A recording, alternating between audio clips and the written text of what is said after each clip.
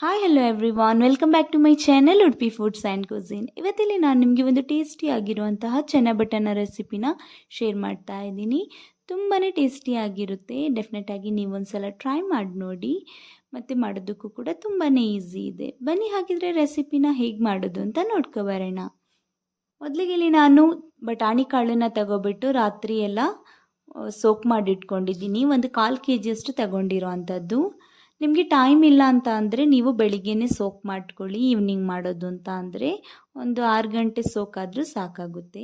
ಇವಾಗ ಇದನ್ನು ಒಂದು ಕುಕ್ಕರ್ಗೆ ಹಾಕೋಬಿಟ್ಟು ಇದಕ್ಕೆ ನಾನು 3 ಕಪ್ಪಷ್ಟು ನೀರನ್ನು ಆ್ಯಡ್ ಮಾಡ್ಕೋತಾ ಇದ್ದೀನಿ. ನಂತರ ಇದಕ್ಕೆ ಒಂದು ಸ್ವಲ್ಪ ಉಪ್ಪು ಮತ್ತು ಸ್ವಲ್ಪ ಅರಿಶಿನ ಪೌಡರ್, ಒಂದು ಸ್ವಲ್ಪ ಎಣ್ಣೆನ ಆ್ಯಡ್ ಮಾಡ್ಕೋತಾ ಇದ್ದೀನಿ. ಹಾಗೆ ಇದಕ್ಕೆ ನಾನು ಕಟ್ ಮಾಡಿಟ್ಕೊಂಡಿರೋ 2 ಆಲೂಗಡ್ಡೆನ ಆ್ಯಡ್ ಮಾಡ್ಕೋತಾ ಇದ್ದೀನಿ. ಇದನ್ನೆಲ್ಲ ಇವಾಗ ಒಂದು ಮೀಡಿಯಂ ಫ್ಲೇಮಲ್ಲಿ 5 ವಿಷಲ್ ಕೂಗಿಸ್ಕೊಳ್ಳೋಣ. ಚೆನ್ನಾಗಿ ಬೇಯಬೇಕು, ಅದಕ್ಕೋಸ್ಕರ. ಬಟಾಣಿ ಬೇಯೋಷ್ಟರಲ್ಲಿ ನಾವಿಲ್ಲಿ ಒಂದು ಸ್ವಲ್ಪ ಹುಣಸೆ ಹುಳಿನ ತಗೋಬಿಟ್ಟು ಅದನ್ನು ಕೂಡ ನೀರಲ್ಲಿ ನೆನೆ ಹಾಕೋಬಿಡೋಣ. ಇವಾಗ ಇಲ್ಲಿ ನೀವು ನೋಡ್ಬೋದು ಬಟಾಣಿ ಕಾಳು ಚೆನ್ನಾಗಿ ಬೆಂದಿದೆ. ಇವಾಗ ಇದನ್ನು ಒಂದು ಸ್ವಲ್ಪ ಸ್ಮ್ಯಾಶ್ ಮಾಡ್ಕೊಳ್ಳೋಣ. ಸ್ಮ್ಯಾಶ್ ಮಾಡ್ಕೊಳ್ಳೋದ್ರಿಂದ ಒಂದು ಸ್ವಲ್ಪ ಗಟ್ಟಿ ಆಗುತ್ತೆ. ಅದಕ್ಕೋಸ್ಕರ ಇದನ್ನು ಸ್ವಲ್ಪ ಸ್ಮ್ಯಾಶ್ ಮಾಡ್ಕೊಬಿಟ್ಟು ಹಾಗೆ ಇಟ್ಕೊಬಿಡೋಣ. ನೋಡಿ ಇಲ್ಲಿ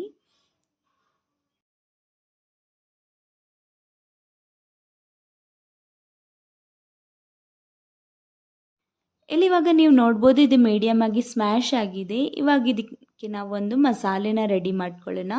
ಇದನ್ನು ಸೈಡಲ್ಲಿ ಇಟ್ಕೊಬಿಡಿ. ಸ್ಟವ್ ಮೇಲೆ ಒಂದು ಫ್ರೈಯಿಂಗ್ ಪ್ಯಾನ್ ಅಥವಾ ಕಡಾಯಿನ ಇಟ್ಕೊಬಿಟ್ಟು ಅದಕ್ಕೆ ಒಂದು ಸ್ವಲ್ಪ ಕರ್ಬೇವಿನ ಸೊಪ್ಪನ್ನು ಆ್ಯಡ್ ಮಾಡ್ಕೊತಾ ಇದ್ದೀನಿ.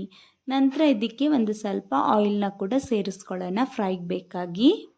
ಇಲ್ಲಿ ಇದೊಂದು ಸ್ವಲ್ಪ ಫ್ರೈ ಆಗ್ತಿದ್ದಂಗೆ ಇದಕ್ಕೆ ನಾವು ಕಟ್ ಮಾಡಿ ಇಟ್ಕೊಂಡಿರೋ 2 ಮೀಡಿಯಮ್ ಸೈಜ್ ಈರುಳ್ಳಿನ ಆ್ಯಡ್ ಮಾಡ್ಕೊಳ್ಳೋಣ.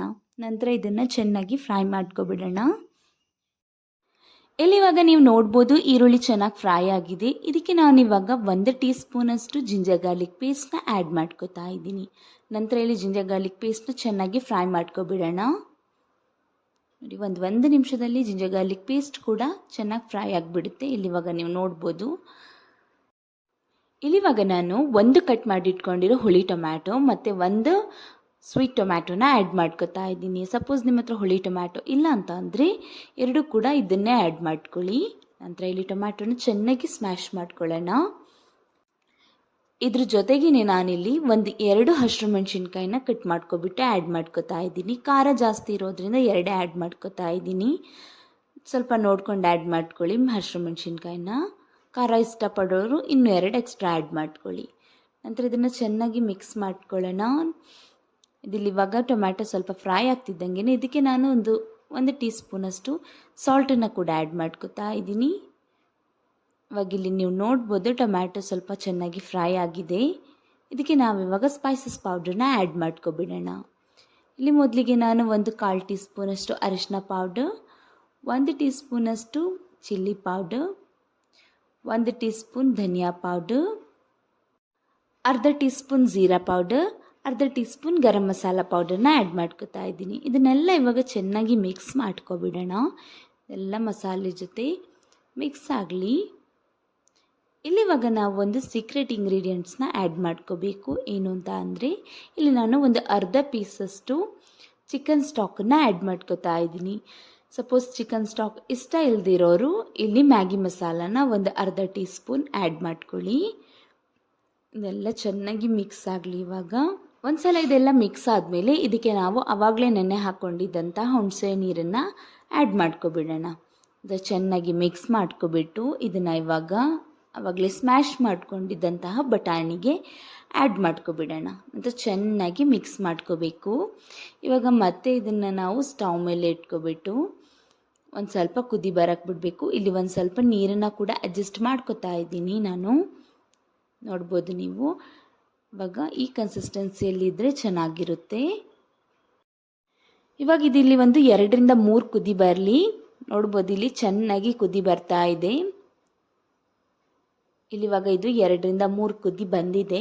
ಇದಕ್ಕೆ ನಾನಿವಾಗ ಕಟ್ ಮಾಡಿಟ್ಕೊಂಡಿರೋ ಸಾಂಬಾರು ಸೊಪ್ಪನ್ನು ಆ್ಯಡ್ ಮಾಡ್ಕೊಬಿಟ್ಟು ಫ್ಲೇಮನ್ನು ಆಫ್ ಮಾಡ್ಕೊತಾ ಇದ್ದೀನಿ. ಇವಾಗ ಇದನ್ನು ಸರ್ವ್ ಮಾಡೋಣ. ಬಿಸಿ ಬಿಸಿಯಾಗಿ ರೆಡಿಯಾಗಿರೋ ಚೆನ್ನ ಬಟಾಣನ ಒಂದು ಬೌಲಿಗೆ ಆ್ಯಡ್ ಮಾಡ್ಕೊಳ್ಳೋಣ. ನಂತರ ಇದಕ್ಕೆ ಕಟ್ ಮಾಡಿ ಇಟ್ಕೊಂಡಿರೋ ಸ್ವಲ್ಪ ಟೊಮ್ಯಾಟೊ, ಕಟ್ ಮಾಡಿ ಇಟ್ಕೊಂಡಿರೋ ಸ್ವಲ್ಪ ಈರುಳ್ಳಿ, ಆಮೇಲೆ ಒಂದು ಸ್ವಲ್ಪ ಸಾಂಬಾರು ಸೊಪ್ಪನ್ನು ಮೇಲೆ ಆ್ಯಡ್ ಮಾಡ್ತಾ ಬಿಸಿ ಬಿಸಿಯಾಗಿ ತಿಂತಾ ಇದ್ದರೆ ತುಂಬಾ ಚೆನ್ನಾಗಿರುತ್ತೆ. ನೋಡಿದ್ರಲ್ಲ ಫ್ರೆಂಡ್ಸ್, ಒಂದು ಟೇಸ್ಟಿಯಾಗಿರುವಂತಹ ಸ್ಟ್ರೀಟ್ ಸ್ಟೈಲ್ ಚೆನ್ನ ಬಟಾನನ್ನ ಮನೆಯಲ್ಲಿ ಹೇಗೆ ಮಾಡೋದು ಅಂತ. ಹಾಪ್ಫುಲಿ ರೆಸಿಪಿ ಇಷ್ಟ ಆಯಿತು ಅಂತ ಅನ್ಕೋತೀನಿ. ಇಷ್ಟ ಆಗಿದ್ರೆ ವಿಡಿಯೋಗೆ ಒಂದು ಲೈಕ್ ಮಾಡಿ, ಮತ್ತು ನನ್ನ ಚಾನಲ್ನ ಇನ್ನೂ ಕೂಡ ಸಬ್ಸ್ಕ್ರೈಬ್ ಮಾಡಿಲ್ಲ ಅಂತ ಅಂದರೆ ಪ್ಲೀಸ್ ಸಬ್ಸ್ಕ್ರೈಬ್ ಮಾಡಿ. ಹಾಗೆ ನಿಮ್ಮ ಫ್ಯಾಮಿಲಿ ಫ್ರೆಂಡ್ಸ್ ಜೊತೆ ಎಲ್ಲ ಶೇರ್ ಮಾಡಿ. Thank you for